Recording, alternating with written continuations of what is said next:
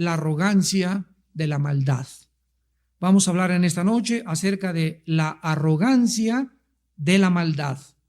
En el Salmo número 10, dice el versículo 2 en adelante: con arrogancia el malo persigue al pobre. Será atrapado en los artificios que ha ideado, porque el malo se jacta del deseo de su alma. Bendice al codicioso y desprecia a Jehová. El malo, por la altivez de su rostro, no busca a Dios. No hay Dios en ninguno de sus pensamientos. Sus caminos son torcidos en todo tiempo. Tus juicios los tiene muy lejos de su vista. A todos sus adversarios desprecia. Dice en su corazón: no seré movido jamás. Nunca me alcanzará el infortunio. Llena está su boca de maldición y de engaños y fraude. Debajo de su lengua hay vejación y maldad. Se siente en acecho cerca de las aldeas. En escondrijos mata al inocente. Sus ojos están acechando al desvalido. Acecha en oculto como el león desde su cueva. Acecha para arrebatar al pobre. Arrebata al pobre trayéndolo a su red. Se encoge, se agacha y caen en sus fuertes garras muchos desdichados. Dice en su corazón: Dios ha olvidado, ha encubierto su rostro, nunca lo verá. Este mismo salmo vamos a verlo de una forma muy breve al terminar la conferencia y a extraer algunos puntos que pueden definirnos qué significa ser arrogante para con Dios. Acabamos de abandonar el siglo XX, un siglo caracterizado por una crueldad sin precedentes. Jamás en la historia del ser humano se había derramado tanta sangre como en el siglo XX. Víctimas de tiranos como Hitler, Stalin, Pol Pot, Mao Zedong, Saddam Hussein y Idi Amin se cuentan por millones. Solamente las víctimas de José Stalin se cuentan en más de 40 millones de personas. La inmensidad de la crueldad de estos hombres, que pueden ellos tener la capacidad de mandar matar a no miles, millones de personas, nos aturde emocional e intelectual y espiritualmente. Y nos hace estremecer también emocionalmente de horror. Además, tenemos los campos de matanza que hubo en Camboya, el genocidio de Ruanda, en Uganda, en Rumanía, los crímenes en los Balcanes entre dos grupos étnicos, y además de todas estas cosas horribles creadas y desarrolladas por los seres humanos, tenemos también fenómenos naturales como huracanes, tifones, inundaciones y terremotos que arrasan a niños, a mujeres y adultos por todo el mundo. Y todas estas cosas tan espantosas a muchos seres humanos les hacen preguntarse: ¿dónde está Dios? ¿Dónde está Dios? Porque Dios, si existe, no lo impidió.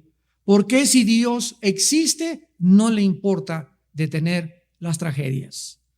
La mayoría de los ateos que han existido y que existen en este mundo basan precisamente su incredulidad por su falta de comprensión a todos estos sucesos, que aparentemente en sus mentes ellos no pueden explicar, no pueden en su lógica filosófica determinar si Dios existe, por qué permite estas cosas, y eso es, repito, precisamente lo que los lleva a desarrollar la ideología del ateísmo. Pero vamos a hacernos algún número de preguntas en esta noche, porque vamos a contestar estas preguntas a la luz de la Biblia. ¿Realmente la existencia de las cosas inexplicables y de las tragedias es una razón para justificar que alguien no crea en Dios? ¿Es una razón para poder basar tu incredulidad? ¿Es la simple presencia de todos estos horribles sufrimientos que desgarran nuestro corazón lo que realmente contradice la existencia de un Dios bueno y amoroso? O sea, por el hecho de que tú no entiendes lo que está pasando y de lo que desde tu punto de vista consideras como crueldad, es justificable que tú concluyas en tu bitácora y que apuntes en tu resumen o en tu diario personal: después de contemplar el mundo y el basurero que es el mundo y las tragedias del mundo, concluyo, no puede haber Dios, porque de acuerdo a tu pensamiento, si Dios existiera, no permitiría tantas cosas malas que suceden en el mundo. ¿Es verdad entonces que la presencia del sufrimiento en el mundo significa la ausencia de Dios? O sea, por el hecho de que haya tanto sufrimiento, ¿esto implica que Dios no existe? ¿Es insuperable este obstáculo para tener fe? ¿Podrá alguien decir, yo no puedo tener fe mientras veo el mundo como se encuentra? Para creer con sinceridad en un amor que Dios manifiesta y en su omnipotencia, ¿tengo que pasar? Se preguntará alguien finalmente sobre la realidad del mal y del dolor a mi alrededor.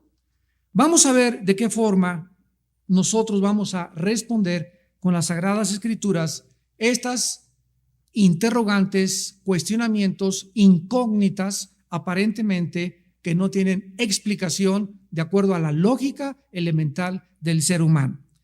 ¿De qué forma esta forma de pensar manifiesta arrogancia intelectual? Cualquier persona que acabe de hacer las preguntas que acabo yo de estipular y de establecer y verdaderamente crea estas preguntas que acabamos de hacernos, se llama arrogancia intelectual. ¿Por qué? Porque ¿cómo puede un simple ser finito, como somos nosotros los seres humanos, estar seguros de que en la infinita sabiduría de Dios, Él está tolerando ciertas maldades de corto alcance a fin de obtener más bienes de largo alcance que no alcanzamos actualmente a vislumbrar? Me voy a ir más despacio y les voy a explicar lo que anteriormente en las otras conferencias hemos postulado. Hace 2000 años un hombre colgaba en una cruz, desfigurado, hecho pedazos, sanguinolento, un espectáculo horrible. Hubiera horrorizado a cualquier persona, porque la muerte por crucifixión es de las muertes más horrorosas y tortuosas que un ser humano pueda atravesar. En ese momento, todas las personas hace 2000 años que se encontraban viendo la cruz del Calvario pensaban lo mismo. ¿Cómo puede este hombre llamarse hijo de Dios? Y si él es el hijo de Dios, ¿cómo puede su Padre, que es Dios Todopoderoso, permitir que su hijo lo hayan despedazado en esa cruz? No, esto es imposible, porque si él fuera hijo de Dios, entonces podría responder cuando le gritaron, si eres hijo de Dios, desclávate y bájate de esa cruz y sálvate y sálvanos a nosotros también. Y toda esa comunidad, toda esa sociedad cultural en aquel tiempo no entendía intelectualmente por qué ese hombre era el hijo de Dios y cómo era posible que Dios dijera que amaba a su hijo y que en el bautismo de Juan dijo, sobre mi hijo tengo mi complacencia, en ese momento le hubiera abandonado.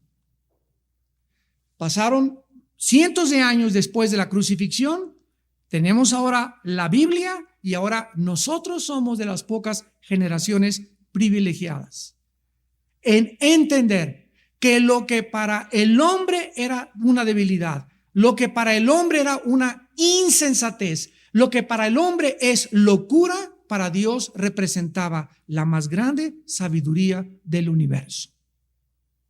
Porque lo necio de Dios, dice 1 Corintios 1:25, lo necio de Dios es más sabio que los hombres. Y lo insensato de Dios es más grande que la imaginación. Y lo que el hombre nombra débil, insensato, absurdo, locura, no lo entiendo, para Dios representa sabiduría. O sea que Dios escoge deliberadamente esta forma de actuar para enloquecer la sabiduría de los sabios. Vamos rápidamente a 1 Corintios. Los que hayan desayunado esta mañana lo van a entender. En 1 Corintios capítulo 1, dice la Biblia en el versículo 18, porque la palabra de la cruz es locura a los que se pierden. ¿Ven ustedes? Desde el punto de vista humano, desde el punto de vista finito, desde el punto de vista natural de mi pensamiento, no me importa que tengas 3 doctorados o títulos académicos o que te llames Carlos Sagan y que seas astrofísico y que seas un gran pensante. desde el punto de vista bíblico, divino, espiritual, la mente del hombre finita es incapaz de alcanzar a comprender los pensamientos de Dios. Simplemente a nivel científico, un científico ateo es un científico limitado, porque la ciencia, el científico tiene que reconocer, tiene forzosamente un límite. Y si esa persona no considera que puede haber dentro de lo natural lo sobrenatural, se quedará siempre en el terreno de lo natural. Y sus experimentos que pasen o trasciendan lo natural serán inexplicables. Por ejemplo, el fenómeno ovni. Actualmente los astrofísicos y astrónomos y los que estudian al fenómeno ovni, si no creen que hay un mundo sobrenatural que está más allá del mundo físico visible, pues dicen, ¿verdad? Es que son extraterrestres y vienen de Marte, no sé qué tantas cosas. Y ahora los mismos físicos y los mismos astrónomos han demostrado que es imposible científicamente que haya vida en más de 500 millones de galaxias cercanas a la Tierra, por la velocidad, por el factor de la luz, por el factor del tiempo, por miles de cosas. Entonces, ¿cómo explicamos esa aparición en el cielo de esos fenómenos naturales que se llaman objetos voladores no identificados? La Biblia es un libro que nos abre lo natural, nos permite entrar a lo sobrenatural y nos revela que no estamos solos. Un mundo nos vigila. No es cierto. Dios dice en la Biblia que estamos rodeados de seres extraterrestres. No son marcianos, venusinos, ni de otra galaxia. Son ángeles de Satanás, que tienen bajo sus órdenes a otros seres extraterrestres que se llaman demonios y que tienen el único propósito de engañar y desviar a los seres humanos de la verdad encontrada en la persona de Jesucristo. Entonces la Biblia nos abre este panorama y nos muestra que ahora sí, como entiendo que hay algo sobrenatural que trasciende lo natural, la Biblia es el único libro que nos explica qué es lo que sucede más allá de lo que la ciencia puede, limitada por sus investigaciones, descubrir o investigar. Y la Biblia es el libro que nos lleva a eso precisamente. Entonces la Biblia nos va a enseñar a transformar nuestra mente para que nosotros comencemos ya no a pensar ni a deducir como deduce y piensa el ser humano, sino como piensa Dios. Dice en 1 Corintios 2 que tenemos la mente de Cristo. Entonces dice 1 Corintios 1:18, la palabra de la cruz es locura a los que se pierden, pero a nosotros, los que se salvan, es poder de Dios. O sea, fíjense ustedes, la cruz tiene dos efectos. En unos, causa que la persona diga, no puede ser, Dios está loco. Como el otro día vi al gurú Rajneesh. ¿Saben lo que dijo el gurú Rajneesh en un periódico de Los Angeles Times? Dijo, es que Jesús fue demasiado débil. Por eso perdió y fue crucificado. Yo dije, ja. Ahí está otro ejemplo de una persona que se cree que es gurú y que se cree que la meditación trascendental, etcétera, etcétera. Sin embargo, se enfrentan con el mensaje de la Biblia y para ellos es locura. Viene otra persona, ¿cómo puede Dios ser Dios si aquí hay sangre y que hay guerras? Yo no entiendo esto. Ahí está la comprobación de que con tu mente natural nunca entenderás la mente de Dios. Lo que para ti es locura, para Dios es sabiduría. Y dice el versículo 19, porque está escrito, destruiré la sabiduría de los sabios y desecharé el entendimiento de los entendidos. O sea que Dios hizo un plan. Y Dios dijo, cuando yo intervenga en el mundo, en el planeta llamado Tierra, y mande a mi Hijo Jesucristo, Él va a traer un mensaje que va a avergonzar y hacer más locos a los que se dicen sabios y entendidos. Y así como el pecado entró por el intelecto cuando Eva aceptó la mentira de Satanás de que Dios era mentiroso y que Dios no era bueno, porque el ataque de Satanás fue sobre dos áreas. Dios miente y Dios no es bueno. Entonces, cuando Dios le dijo a Adán, no comas de la fruta del árbol del bien y del mal, ¿qué la fruta tenía veneno? ¿Se imaginan a Adán? ¿Qué tiene veneno? No, le contesta a Dios. ¿Qué echa a perder? No, tampoco. Entonces, ¿por qué? Cállese y obedezca. O sea, cuando Dios le dio la orden a Adán, él estaba buscando un hijo que le obedeciera sin cuestionarlo. ¿Y por qué no lo cuestionaría? Basado en que lo que él dice es lo mejor para mi vida. El ataque a Satanás a tu vida, escúchame, va a venir sobre la bondad de Dios. Si Dios te dice no tengas sexo antes de casarte, viene el diablo. ¿Pero por qué? Hay que probar, hay que experimentar, todo el mundo lo hace. Pero si tú en tus pensamientos dices, Señor, yo no lo entiendo, pero te obedezco basado en tu bondad, en ese momento caminas por fe. Y sin fe es imposible agradar a Dios. Ahora bien, ¿de qué forma entonces esta manifestación intelectual arrogante de la mente humana nos muestra, verdad, que el hombre está totalmente equivocado? Vayamos ahora al libro de Romanos, regrésense de Corintios atrás, es un libro atrás de Corintios, Romanos 9.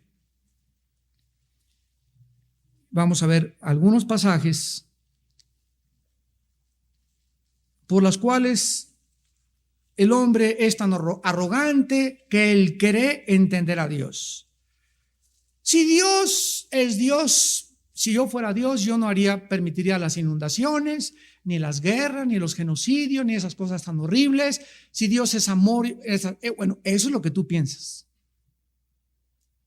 Pero Dios no piensa como tú piensas, sus pensamientos son diferentes y Él quiere que lo entendamos. Romanos 9, versículo 20 al 23, y dice: mas antes, oh hombre, ¿quién eres tú, renacuajo,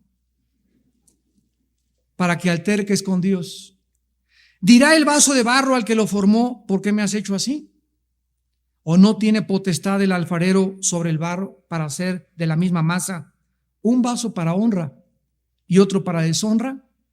¿Y qué si Dios, queriendo mostrar su ira y hacer notorio su poder, soportó con mucha paciencia los vasos de ira, vasos de ira preparados para destrucción, y para hacer notorias las riquezas de su gloria, las mostró para con los vasos de misericordia que Él preparó de antemano para gloria? ¿Qué nos está diciendo la Biblia? Nos está diciendo lo siguiente: yo soy el alfarero, es una persona que se dedica a hacer objetos de barro. Entonces hago una cazuela de barro y le doy forma a la cazuela de barro, y entonces después de que hago esa cazuela de barro necesito meterla al horno para que el horno pueda ya solidificar su masa y pueda ya, etcétera, etcétera, hacerla ya estable y después sacarla. Mientras el vaso de barro está dentro del horno, el vaso, si pudiera pensar, diría: mi amo no me quiere, porque me está aplicando mucha presión, mucho calor. Ya, y comenzaría a gritar: sáquenme de aquí, sáquenme de aquí. Si tú fueras un vaso de barro, haría lo mismo. ¿Por qué? Porque no podría entender por qué lo metieron a ese horno. Si un oso cayera a una trampa y un cazador lo quisiera sacar de la trampa, por lástima de que el oso cayó en la trampa, el cazador trataría de acercarse al oso, y el oso, como no entiende que el cazador lo quiere sacar de la trampa, pelearía aún más contra el cazador, porque él no entiende cuáles son las intenciones del cazador. Si el oso tuviera la mentalidad del cazador, no pelearía contra él. Entonces el cazador decide poner una inyección y narcotizarlo. Y cuando se acerca a meterle la inyección, el oso pega más de gritos porque dice: ahora más mal me quieren hacer. ¿Ustedes creen que nosotros y Dios somos iguales a nosotros y el oso? ¿Tú te podrías comparar exactamente nuestra posición junto con Dios, con nosotros, con el oso, con nosotros? Nosotros, por no entender claramente el plan de Dios, creemos que para nosotros es malo esto, creemos que Dios no me quiere, creemos que si me quisiera no me haría sufrir, que si Dios fuera bueno no hubiera dejado que su hijo muriera en la cruz del Calvario, porque sus pensamientos no son nuestros pensamientos. Isaías 55, 8 y 9. Y sus caminos no son nuestros caminos. Entonces, ¿quién eres tú para que alterques con Dios? ¿Quién es ese vaso dentro del horno que le comienza a gritar al alfarero: sácame de aquí? Y el alfarero le sube más la temperatura. Entonces, Dios con nosotros trabaja exactamente de la misma forma. Nos permite que comencemos a conocerle a través de la Biblia. Ahora vayamos al libro de Job. Job tiene una antigüedad semejante al libro del Génesis. Es el libro más antiguo de la Biblia. Es el libro que contiene la más grande sabiduría de los secretos y de los misterios del universo. Hay un pasaje en Job donde dice: ¿hacia dónde irá el camino de la luz? La ciencia dice que la luz viaja, que la luz nunca está estática y que al contrario las tinieblas están siempre estáticas. ¿Qué cosa es las tinieblas? La ausencia de luz viajando. ¿Quién le dijo a Job hace miles de años que la luz tenía un camino y que la luz viajaba? Increíble. Y así hay. Job también hace preguntas, ¿verdad? Que el centro de la tierra es fuego, que la tierra cuelga sobre nada. Explicó Job el ciclo meteorológico de la evaporización del agua miles de años antes de que la ciencia ni siquiera comenzara a hacer sus primeros pininos en descubrir todas estas verdades. La Biblia ya las establecía en el libro de Job. Ahora miren aquí en Job capítulo 36. Job 36, versículo 22 y 23. Y antes de leerlo, Job 36, versículo 22 y 23. Antes de leerlo, quiero recordarles esto. ¿Por qué los más grandes secretos del universo y de la ciencia y de la sabiduría y de los misterios se encuentran en el libro de Job? Porque Dios se lo reveló al hombre que más ha sufrido. O sea, ¿habrá una relación entre el sufrimiento y la revelación de Dios? No. Simplemente es que cuando nosotros recibimos conocimiento de Dios, sin estar al mismo tiempo quebrantados en nuestro espíritu, el conocimiento siempre te hará arrogante. Ya vamos entendiendo la arrogancia de la maldad. El conocimiento envanece, el amor edifica. Todos esos hombres que tú ves en la televisión y todos los sabios y los premios Nobel, la mayoría, no todos, y la gente y los escritores del mundo que no son cristianos, ve la arrogancia con la que hablan.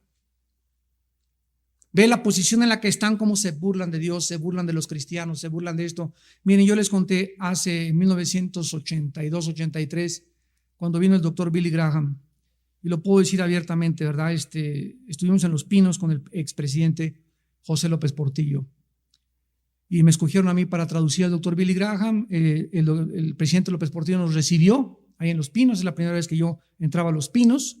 En su oficina particular, toda su oficina la tenía llena de víboras. Él era adorador de Quetzalcóatl, que es la serpiente emplumada. Tenía cascabeles, así, fotos de todo, era víboras en su oficina. Y entra el doctor Billy Graham y ¿cómo le va, licenciado? Mi padre trabajó con él y por eso nos accedimos a que nos diera la cita. Mi padre ya murió y entonces lo sentaba el expresidente al doctor Billy Graham y se paró así y le dijo: ¿de qué me va usted a hablar? Y quiero hablarle de un hombre que murió en una cruz hace 2000 años. Ah, sí, ese Jesús, ¿verdad?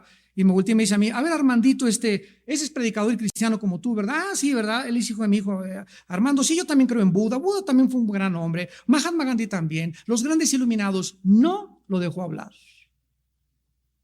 No pudo considerar este hombre político en el máximo legislatura y el máximo clima que puede aspirar un hombre políticamente, la presidencia de un país. No pudo considerar por su arrogancia intelectual que ese hombre pudiera aportarle algo que pudiera bendecir su alma. La arrogancia de la maldad. Y así están todos: científicos, psiquiatras, psicólogos, presidentes, políticos, diputados, senadores. Se creen, como dicen en mi tierra, la salsa en huevo. No soportan, no creen que pueda haber alguien que les enseñe. Dice Job 36, 22 y 23. He aquí que Dios es excelso en su poder. ¿Qué enseñador semejante a él? Número 1, ¿crees tú? Vamos a asumir que Dios exista que pueda haber alguien más que te pueda enseñar como él? ¿Podrá enseñarte algo más Mahatma Gandhi? ¿Tu gurú? ¿Tu maestro de meditación trascendental? Friedrich Nietzsche, Jean-Paul Sartre, Platón, Demóstenes, todos son hombres, fatuos, limitados, finitos. Nuestra inteligencia, nuestra capacidad nunca podrá alcanzar la infinitud de Dios. Si el hombre quiere conocer a Dios, no lo va a alcanzar por sus pensamientos. Es necesario, dice la Biblia, que Dios se revele a nosotros. Si no, nosotros nunca hubiéramos podido alcanzarlo. Él tuvo que bajar del cielo y hacer un puente entre el cielo y la tierra para que nosotros pudiéramos subir. Él bajó para que nosotros pudiéramos subir. Y esa escalera, ese puente se llama Jesús. ¿Quién, versículo 23, le ha prescrito su camino? ¿Y quién le dirá, has hecho mal? A ver, asume que eres un niño que entras a segundo de primaria, ya que vas a que me enseñen. Imagínate que llegues a segundo de primaria y le digas al maestro, ¿y por qué 2 y 2 son 4? Y a ver, explíqueme. ¿Por qué un niño de 3 años, cómo nacen los niños? A ver, mamá, explica cómo nacen los niños. ¿Sabes una cosa? Mira, mijito, ahorita tienes que aprender aritmética, después vamos a pasar a las sumas, multiplicaciones, después a raíz cuadrada, quebrados, matemáticas, logaritmos, cálculo diferencial, ecuaciones, y todo tiene su proceso de aprendizaje. Pero si tú estás en segundo y quieres aprender cosas de quinto o de sexto, no es de que seas bruto. Es de que tu cerebro no está desarrollado, ni tu capacidad intelectual para poder asimilar y recibir lo que solamente con el desarrollo se puede obtener. Entonces, entras a primero arquitectura o entras a una clase de japonés, a ver, ¿dónde dice, cómo se dice en japonés? Espérame tantito.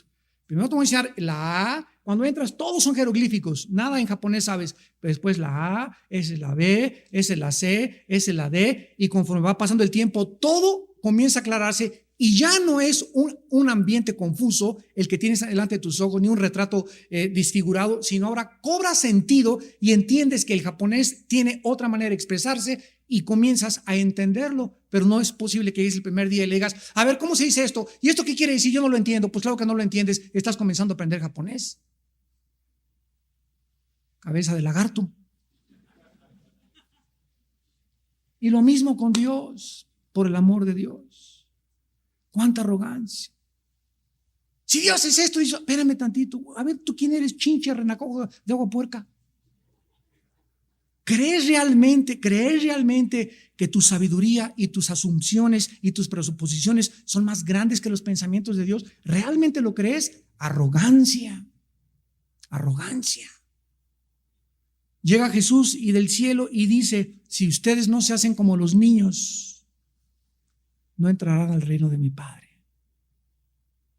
¿Y por qué nos pone Jesús de ejemplo a los niños? Porque a un niño de 4 o 5 años lo programas y si eres budista, lo haces budista. Si eres católico, lo haces católico. Si tienes lo que tú le pongas al niño, el disco duro lo tiene limpio.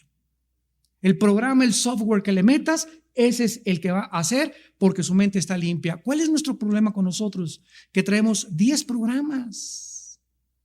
Traes el programa de Stalin, el programa de Marx, el programa de Freud, el software de Sartre, el software de Hitler, de los nazis, del liberalismo, etcétera, etcétera. Y cuando Dios quiere meter nuestro programa, necesitamos limpiar el disco duro totalmente. Necesitas ir al hospital de una computadora para que te saquen toda la información y te programen de nuevo, para que te configuren el cerebro que tienes. ¿Me vas siguiendo? Vamos ahora a Job capítulo 37. Perdón. Versículo 5. Job 37, 5. Truena Dios maravillosamente con su voz. Él hace grandes cosas que nosotros no entendemos. Cuando un papá le pega a un niño de 3 años, en la mente del niño asocia el castigo que su papá no lo quiere, porque si mi papá me quisiera, me compraría lo que le pedí, y si mi papá me quisiera, no me pegaría. ¿Y qué dice la Biblia? El que detiene el castigo, a su hijo aborrece. cuando fueron a sacar a Hussein de Irak, los periodistas y los medios de comunicación comenzaron a propagar esta mentira. Se están vengando de los terroristas.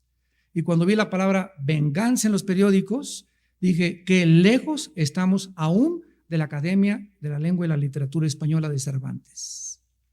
Ni siquiera sabemos la diferencia entre venganza y retribución. Cuando la policía va a Tepito a buscar a los criminales o a buscar a un secuestrador, no se están vengando de los secuestradores, están buscando traer a la justicia a los que son amenazas a la sociedad. Y eso no es venganza. Y cuando comenzamos a definir los términos y a entender cómo se ha alterado la forma de pensar, ahora le llaman al adulterio una cana al aire. Al robo, el comunismo le llamó expropiación.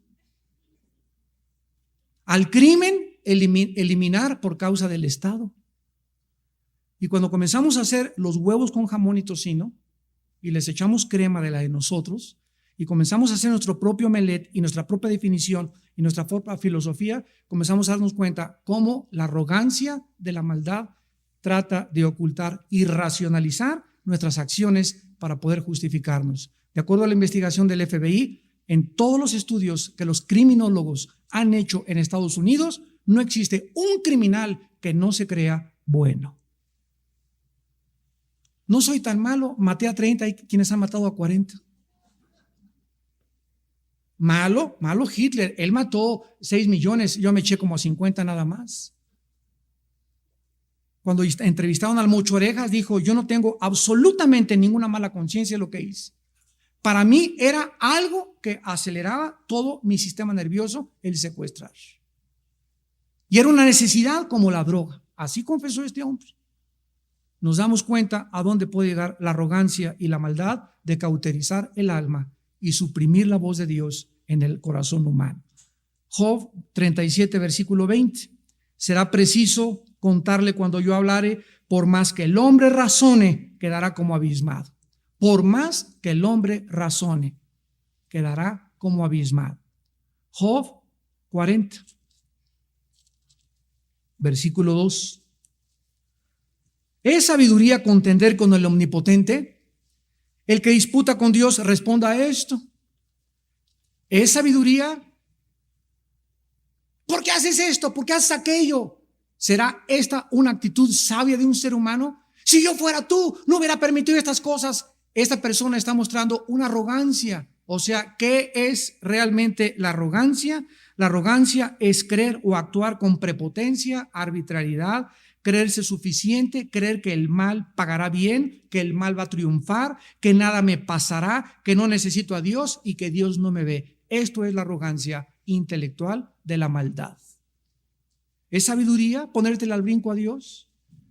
Más bien, ¿no sería más honesto, tanto filosófica como racionalmente, tomar esta actitud? Padre, no entiendo qué pasa en el mundo. Es un basurero el mundo, Señor. Por todos lados maldad, por todos los lados lloro. Dios mío, explícame qué está pasando. Quiero saber, explícamelo tú y yo te oiré. Ve qué diferencia en actitud.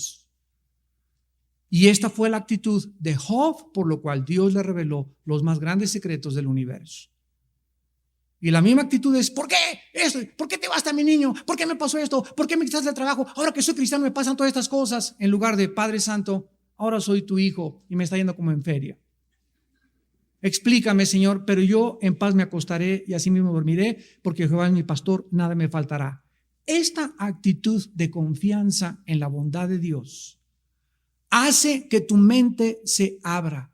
Baja del cielo una paz que sobrepasa el entendimiento, y mientras son peras o son manzanas, mientras entiendes y no entiendes, Dios te mantiene con paz en tu corazón. No necesitamos siempre respuestas, necesitamos tener paz. Porque la paz nos va a ayudar a soportar lo que no entendemos. Dice en Job 40, versículo 8, ¿invalidarás tú también mi juicio? ¿Me condenarás a mí para justificarte tú? Desde el inicio de la creación del mundo, Caín mató a Abel.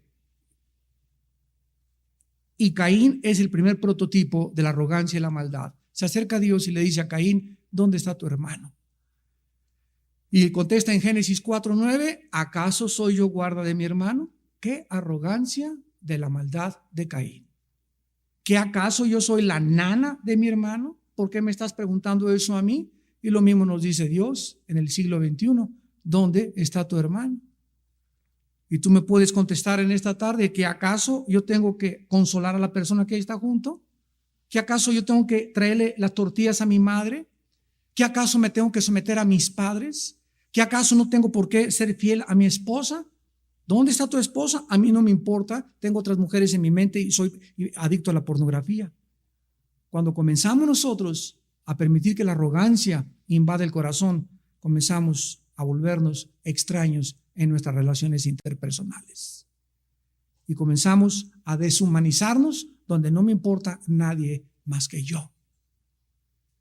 ¿Cuántos cristianos, no levanten la mano, van a las iglesias? Es que me voy a otra iglesia porque aquí nadie me ama. Ando buscando una iglesia donde me amen, donde me den Coca-Cola, palomitas, sean buenos, vayan a mi casa, me visiten. Sin embargo, si tú tienes esa actitud y esa perspectiva de la vida cristiana, es la razón por la cual eres tan desdichado y tan miserable. Porque Jesús no vino a servirnos, ¿sí? No vino a que lo sirviéramos, sino nos vino a servir. Entonces tú vas a una iglesia no a esperar a que te amen, sino a buscar a quien puedes amar. Es que estuve en el hospital y nadie vino a verme, porque cuando tú estabas sana, ¿a quién fuiste a ver al hospital? Estoy en la cárcel y nadie me ha venido a visitar, y cuando eras libre, ¿fuiste a visitar algún preso? ¿Algún orfanatorio? ¿Algún asilo para ancianos? Lo que sembramos, recogemos. Y finalmente, vamos a acabar en Apocalipsis 9 y veamos en Apocalipsis 9, para terminar, la arrogancia al final del mundo en la que los hombres van a acabar. Dios nos ha dado demasiadas evidencias de su existencia. Cada vez que el diablo ataca mi mente personalmente y me dice, no, Dios no te ama, o Dios no te va a sacar de esta, o Dios no se preocupa por ti, o Dios no te va a sanar, etcétera, siempre recuerdo, cuando no entiendo por qué me robaron mi carro, por qué asaltaron mi casa, por qué me pasó esto, en ese momento apodérese de ti y ármate de un solo pensamiento: la cruz. La cruz. Inmediatamente Jesús en la cruz. Jesús en la cruz es la prueba más grande que Dios me ama. Y no entiendo, y sigo sin entender muchas cosas en la vida, pero una cosa sé: Él me ama. Y todas las cosas que aparentemente ahorita yo creo que son malas para mí, Él las va a convertir para mi bien.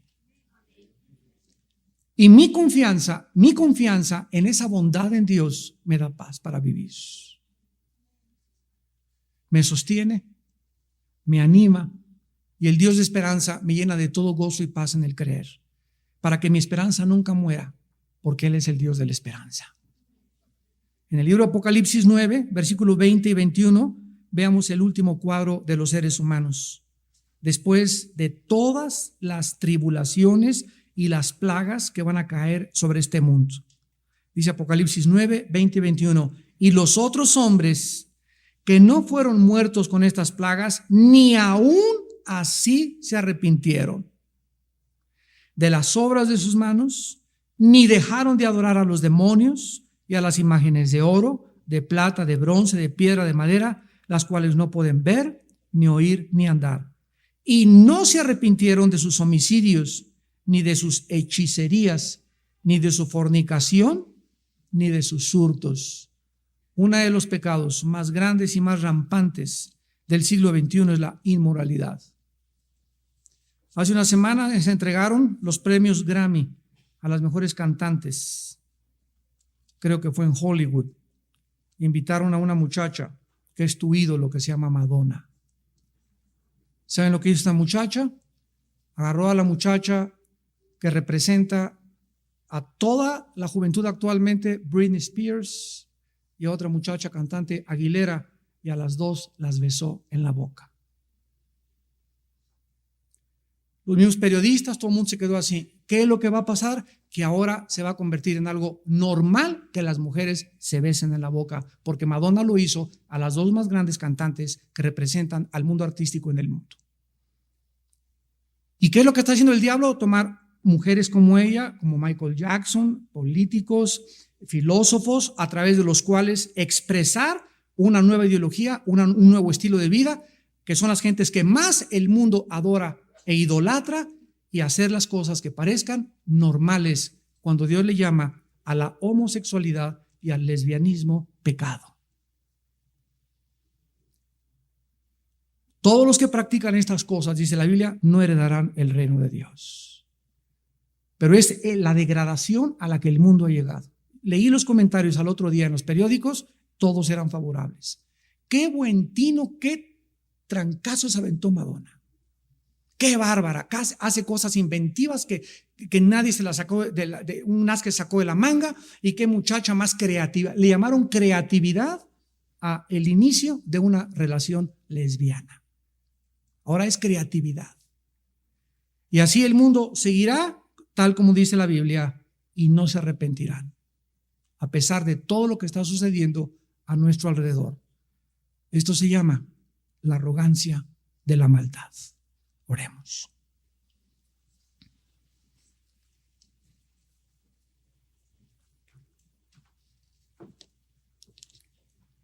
Con arrogancia el malo persigue al pobre.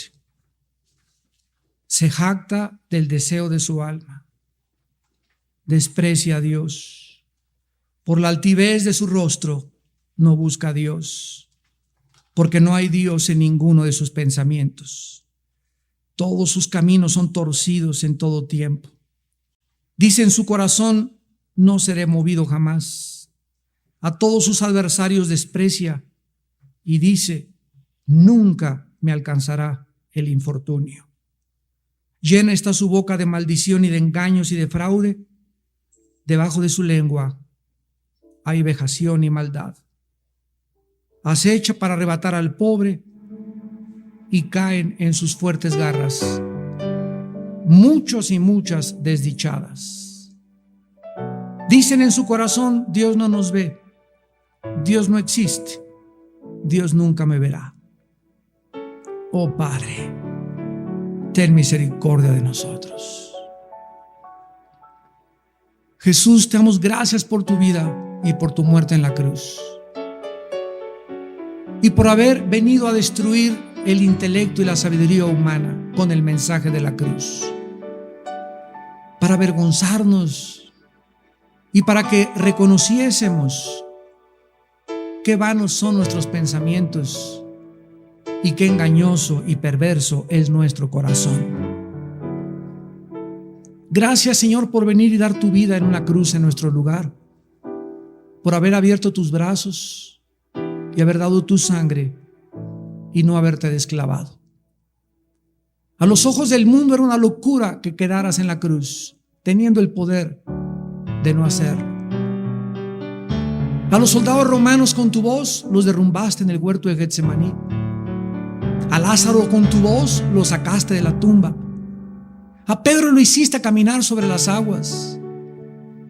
A Lázaro lo hiciste levantarse de entre los muertos. Pero cuando llegó tu tiempo, no hiciste nada por ti. Enmudeció y no abrió su boca en medio de sus verdugos. Como oveja fue llevada al matadero, porque Él murió en nuestro lugar. Herido fue por nuestras transgresiones, molido por nuestros pecados. El castigo de nuestra paz fue sobre Él, y por su llaga, por todo lo que Él hizo en esa cruz sin defenderse, nosotros hemos sido sanados. Oh profundidad de los misterios del conocimiento y la sabiduría de Dios. Cuán insondables son tus juicios, oh Dios, e inescrutables tus pensamientos. Danos la paciencia, Señor, y la humildad de tener el tiempo de reflexionar en ti, de conocer tus caminos, de moldear nuestros pensamientos a tus pensamientos, para ser instrumentos de tu justicia en un mundo arrogante de la maldad. En esta noche hay muchas personas, tú tal vez que nos estás mirando a través de la televisión, que no comprendes muchas cosas que te han sucedido en la vida. La Biblia dice que no las vas a comprender nunca mientras tú no vengas a la cruz del Calvario, porque es en el Hijo de Dios donde se encuentran todos los tesoros de la sabiduría y del conocimiento. En esta noche Dios te invita a que vengas a la cruz y te arrepientas de tus pecados. Dios te invita en esta noche a que le invites a tu vida como tu Salvador y como tu Señor, a que hagas la paz con Él. Y a través de esta paz podrás con el tiempo conocerlo y entender que Dios es bueno, que Dios es fiel, que Dios es santo, que es misericordioso y que pronto viene por nosotros. Las personas en este momento que quieran invitar a Cristo por primera vez ahí a su vida en su corazón, dile estas palabras. Dile: Señor mío y Dios mío. Hablaba cosas que no entendía. He sido arrogante creyendo que puedo comprender lo que va más allá de mi capacidad pensante. Perdóname. Perdóname porque he pecado contra ti y reconozco que mi vida se ha equivocado. Reconozco que vivo en un camino equivocado de pecado y yo no quiero vivir más de esta manera. Creo que tú en la cruz diste tu vida en mi lugar, derramaste tu sangre. Creo que a los 3 días te levantaste entre los muertos y creo que vienes pronto por mí. Señor Jesús, te pido a ti, Hijo del Dios Altísimo, que en este instante entres a mi vida como mi Señor y mi Salvador. Que me salves, que cambies mi manera de pensar y que me hagas pensar como tú piensas y vivir como tú viviste. Gracias por tu muerte en la cruz y gracias porque salgo en esta noche con tu paz. Con tu paz de saberme perdonado, perdonada y que ahora tengo la vida eterna. Y a ti te bendigo, Jesús, Hijo de Dios, mi Señor y mi Salvador, porque gracias a ti, en esta noche he vuelto a vivir. Bendito Jesús.